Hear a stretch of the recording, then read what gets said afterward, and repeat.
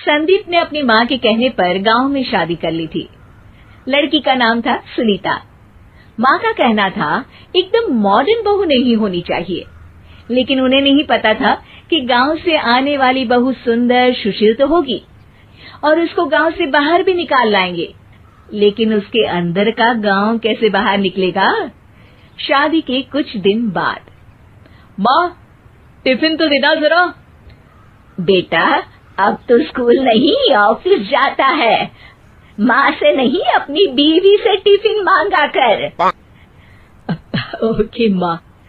Sunita tiffin ले आओ। जी लो tiffin, इसके अंदर पिस्ता डाल दिया है। पिस्ता? पिस्ता क्यों? सास जी ने बोला था ना कि आपको पिस्ता बहुत पसंद है। ओहो, मैंने पिस्ता नहीं पास्ता बोला था, पास्ता। पास्ता? कहीं होता है पास्ता? अरे बेटी तू रहने दे, मैं बना दूंगी। अच्छा किया कि पाव भाजी बनाने का नहीं बोला, वरना किसी के पाव बना देती है। सुनीता को बुरा लगता है, लेकिन उसकी नादान हरकतें कम नहीं होती। ऐसे ही एक दिन, अरे तुमने ये क्या लगाया है? अरे आप वो फूस फूस करके लगाते हैं ना, वही। डियो? का दियो? किसको दियो? अरे वही ना जिससे खुशबू आती है। हाँ हाँ सही पकड़े हैं। अच्छा लेकर तो आना। कौन सा डियो लगाया तुमने? अभी लेकर आते हैं जी। संदीप की बात मानकर सुनीता अंदर से खुशबू वाला फुसफुस लेकर आती है। ओएमजी! ओएमजी मतलब ओ माय गणेश ना। अरे ओएमजी छोड़ो, और ये खुशबू वाला फुसफुस की बात कर रही थी तुम?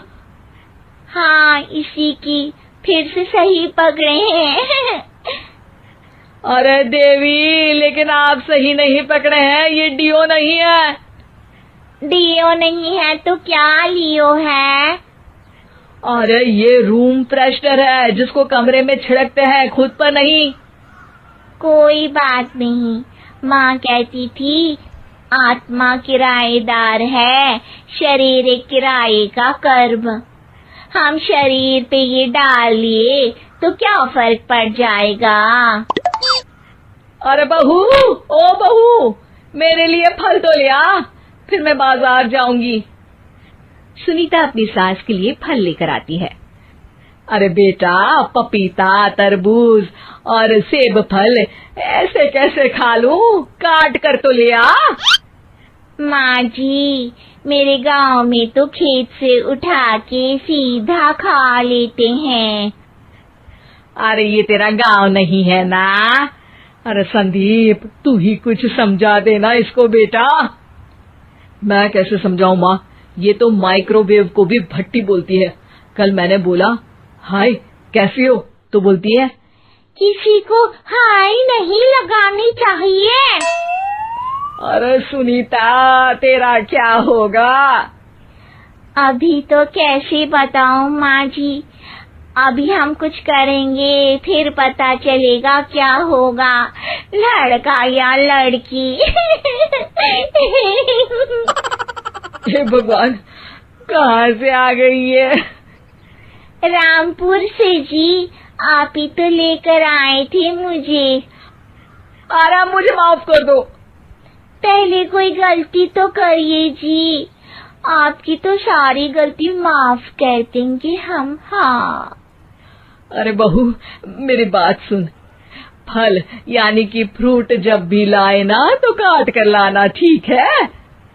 जी ठीक है माँ जी, फल यानी फ्रूट यानी काट के लाऊंगी।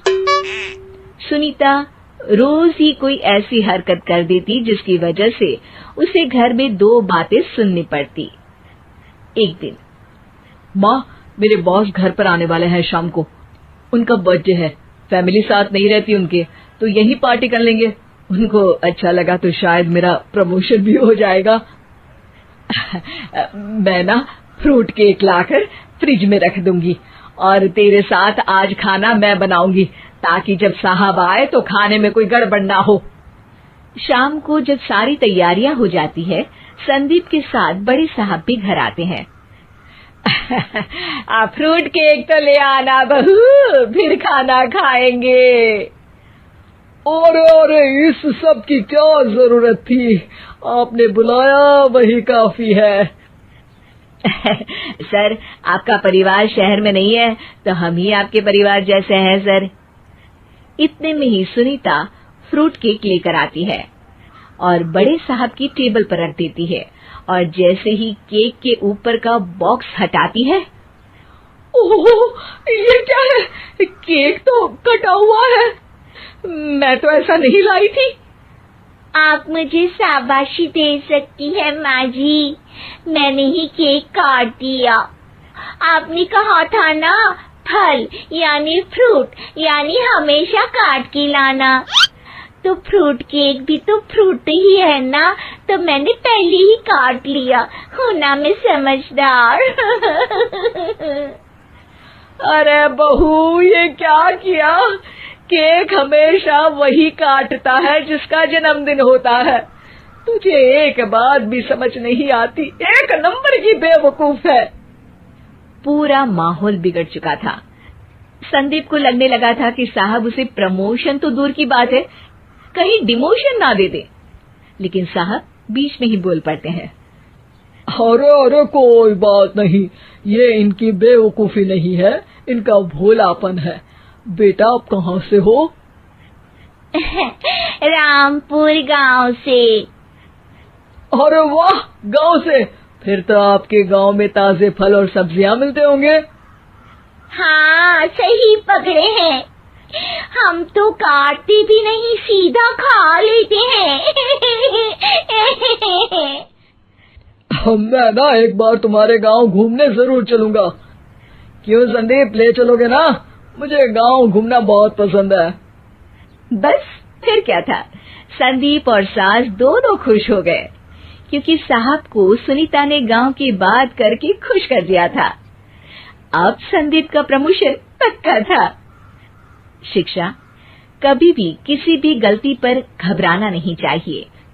हो सकता है कि उस गलती की वजह से आगे बड़ा फायदा हो जाए।